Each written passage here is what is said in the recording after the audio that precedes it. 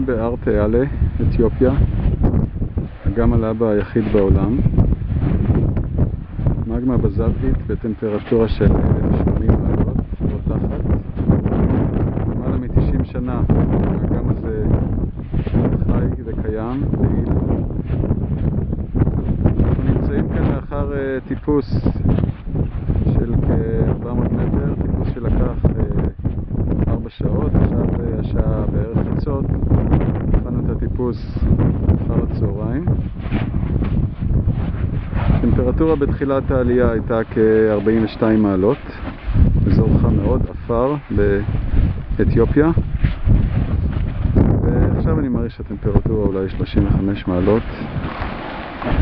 האגם לבה הזה משנה את צורתו מרגע לרגע, אזורים שונים מתפרצים בזמנים שונים.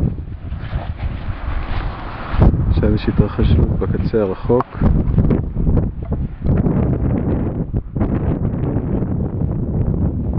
האורך של האגם כפי שהוא נראה פה הוא בערך 100 מטר בצירו הארוך. הוא יושב בתוך מבנה התמוטטות, בתוך הר הגעש. מבנה התמוטטות שאנחנו קוראים לו קלדרה. עכשיו יש קצת שקט. אני מניח שעוד מעט תתחדש פעילות באיזשהו מקום. אנחנו נהיה עדים לזיקוקי דינור.